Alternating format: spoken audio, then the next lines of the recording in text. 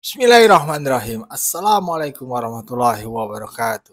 Sobat-sobat ngabarin kabar, semoga selalu dalam keadaan sehat walafiat, serta diberikan rezeki yang halal, berkah, lancar, dan juga banyak.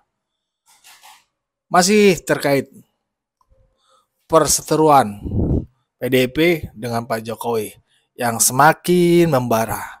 Bukan Pak Jokowi yang mulai sih, tapi PDIP yang selalu menebar isu di mana-mana. Kebenarannya kita belum tentu tahu. Bahkan banyak pihak juga memperkirakan bahwasannya ini ya hanya framing-framing jahat aja kepada Pak Jokowi. Dugaan-dugaan itu pun muncul di mana-mana. Bahkan juga sebaliknya. Tapi ini ada pandangan menarik dari Bung Ade Armando dan juga Bung Adi Pray. Bahkan dalam dialog ini Guntur Romli seperti keceklek, apa ya, kena skak lah bahasa gitu. Dia maksudnya mau apa? Guntur Romli ceritanya mau ngeles, tapi sama Ade Armando kagak bisa. Ya, bagaimana dialognya? Mari kita simak bersama. Let's go.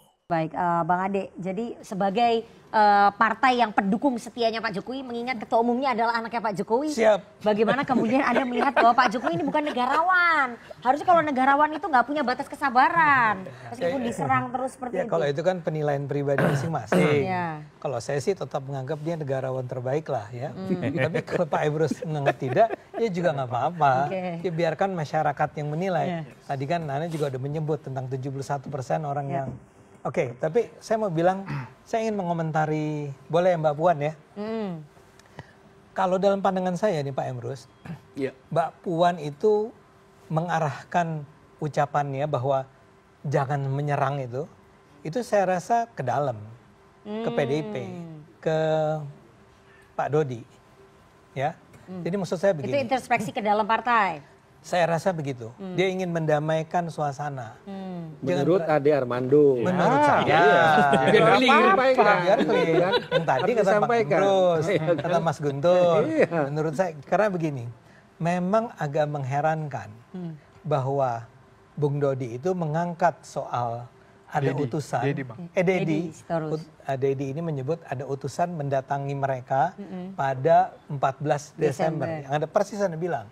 Ini kan udah 3 bulan yang lalu ya. Kenapa disebut sekarang? Nah, itu pasti karena ada tujuan tertentu. Ada motifnya. Ada motifnya. Apa motifnya? Nah, kita lihat dulu. Sebetulnya memang sekitar bulan Januari, Tempo tuh sudah mengangkat ini. Ya, saya ingat sekali dan saya ada rekamannya.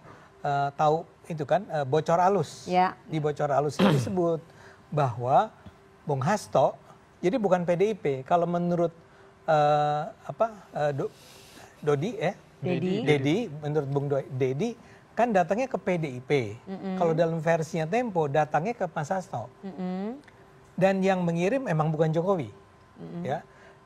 Lagi-lagi bocor alus tidak menyebut. Dedi menyebut datang ke kami. Jadi bukan PDIP, ini harus Anda clear. Kami, ya makanya kami siapa? Oke. Ya kami aja. Jangan sebutkan PDI Perjuangan. Ya siapa sebut dong? aja kami. Ya kami Jangan itu disebut siapa? dengan PDI Perjuangan. Ya udah, kepada kan? kami. Nah, Oke, itu ya. kan. Kepada kami. Jadi poinnya apa nih, poinnya? Gitu kan.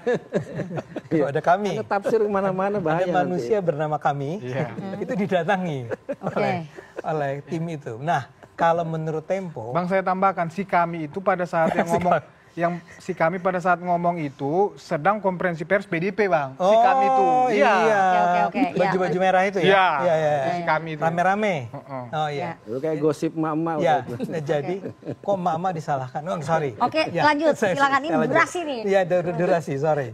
Jadi ketika itu mereka menyebut kalau nggak salah seperti pakai coklat gitu loh. Apa parcok atau apa gitu ya. Sehingga kan kesimpulan kita kalau sesuatu yang coklat tuh datangnya dari polisi. Oke. Tapi anyway, yang saya mau bilang adalah bahwa memang ada kalau pakai versinya Tempo, lagi-lagi ini versi Tempo ya, kayaknya Tempo ini dapatnya dari Mas Hasto sendiri. Ya. Jadi baik yang disebut oleh si kami maupun oleh si Tempo adalah dari Mas Hasto. Itu disebutnya pada bulan Januari. Ya. Sekarang ada pertanyaan besar, mengapa pada bulan Maret diungkapkan kembali. Memang si kami itu tidak menyebut siapa yang datang. Tapi tanpa bisa dihindari, media itu even tadi CNN kan menyebut kata Jokowi mengirimkan utusan kan, karena memang sudah terbangun nih narasi. Di narasi itu di mata masyarakat. Saya baca di Kompas, Kompas juga menyebut Jokowi. Ya, Nah, saya mau bilang bahwa gini, Mbak Puan itu sedang mengatakan, udahlah kita jangan saling serang, kita jalani aja pengadilan ini secara sebaik-baiknya. Nah, apakah itu mencerminkan bahwa nanti dulu saya mau bilang di dalam, kan tadi ada pertanyaan Anda sendiri nanya, apakah itu berarti di PDIP ada perpecahan? Saya duga keras ada kelompok yang ingin agar semua berjalan dengan tertib, dengan baik ya, dan itu adalah orang-orang yang berada di bawah pengaruhnya Mbak Puan. Tapi barangkali ada kubu lain yang bawaannya si kami ini nih adalah konfrontatif. Mungkin Mas Guntur ada di sana, mungkin ya, kita nggak tahu. Saya mau ke Mas Adi sebelum nanti saya lempar ke Mas Guntur. Anda melihat perseteruan ini kenapa sih terus memanjang antara Pak Jokowi dengan PDI Perjuangan? Karena memang sengaja narasi itu dibangun sebagai narasi politisasi hukum yang dikambing hitamkan Pak Jokowi, atau memang ya itu tadi di dalam PDI Perjuangan sendiri juga tidak ada kesulitan gitu. Ya tentu saya merasa dituduh sama Bang Adi Armando. Karena nyebut-nyebut parcok saya pakai coklat. Yang jelas itu Tempo yang bilang, bukan saya. Yang jelas itu bukan saya, Bang ya. Iya. Yang datang ke kami itu bukan saya. Nah, bagi saya ini adalah efek babak lanjut ya, perang politik antara PDIP dengan Jokowi. Ini tentu tidak bisa dilepaskan kekecewaan yang cukup mendalam yang dialami oleh kawan-kawan PDIP yang pecah kongsi dengan Jokowi di Pilpres 2024 itu tidak bisa dibantah. Jadi pasca bagaimana kedua kubu ini berseteru, maka apapun yang terjadi pada Jokowi itu adalah hal-hal yang sifatnya negatif. Bahwa tuduhan-tuduhan misalnya Jokowi ingin melanggengkan kekuasaan politiknya, ingin menambah jabatan presiden, kemudian mengajak serta keluarga besarnya dalam politik dan seterusnya adalah narasi-narasi yang justru muncul kuat dari internal PDIP, baru muncul dari kalangan-kalangan aktivis dan gerakan civil society yang lain. Jadi per hari ini apapun yang terjadi, perang terbuka antara PDIP dengan Pak Jokowi, ini tentu adalah perseteruan politik karena pecah kongsi.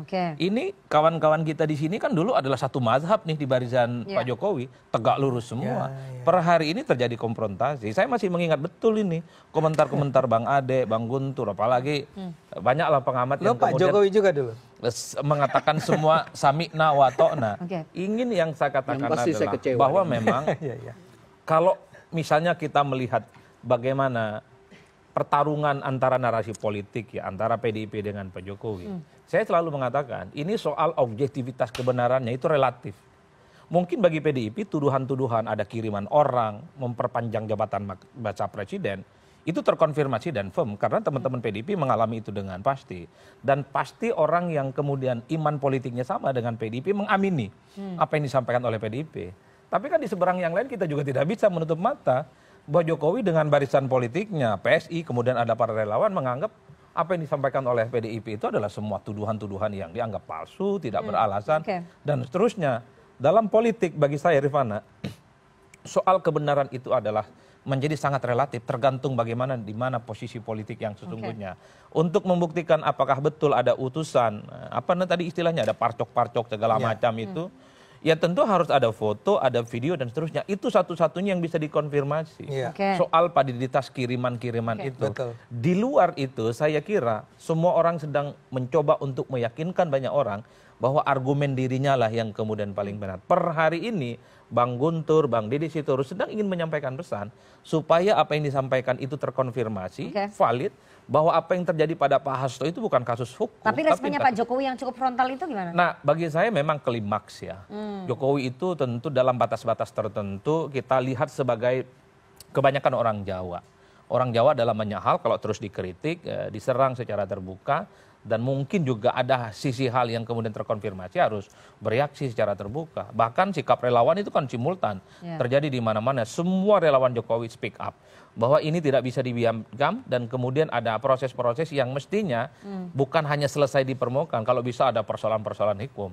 Makanya Bang Guntur tadi ngomong, apa konsekuensi hukumnya ketika ada pernyataan yang mengatakan bahwa ada yang datang pada kami. Dan di situ tidak menyebut nama orang kan. Makanya itulah yang saya sebutkan. Upaya untuk meyakinkan pihak mana yang sebenarnya kuat dalam narasi ini adalah pertarungan yang saya kira ini ke depan akan terus terjadi. Dan saya kira ini bukan menjadi akhir, Rifana. Besok akan terjadi produksi isu-isu yang lain dan kemudian akan mengacu kepada Pak Jokowi. Oke, artinya permusuhan ataupun perseteruan antara PDI Perjuangan dengan Pak Jokowi itu masih akan lama berlangsung. Saya nyampe dan akan semakin terbuka perangnya. Rasa-rasanya sampai kiamat ini. Oke, sampai kiamat. Oke. Ada tadi pernyataannya Mbak Puan lebih adem. Kayak gini, ada satu diktum. Mbak Puan tadi lebih adem. Ada satu diktum dalam politik yang disebut dengan politik itu adalah seni kemungkinan, the art of possibilities. Itu berlaku di semua tempat di semua negara. Tapi rasa-rasanya kalau dicoba di Indonesia, ini nggak mungkin terjadi dengan PDIP dan Pak Jokowi. Tapi yang tadi disampaikan Puan Maharani menjadi faktor nggak nanti? Tergantung hubungan Pak Jokowi bagaimana diskursus dan konsensus politik yang ada di PDIP. Kalau suara-suara lantang yang mengatakan Pak Jokowi ini adalah dianggap sebagai pengkhianat di masa-masa yang akan datang, maka islah politik PDIP dengan Jokowi tidak akan bisa diwujudkan. Tapi kalau ke depan mazhab politiknya yang agak sedikit akomodatif, kemudian merangkul berbagai pihak, yang lebih dominan suara politiknya di PDIP bukan tidak mungkin.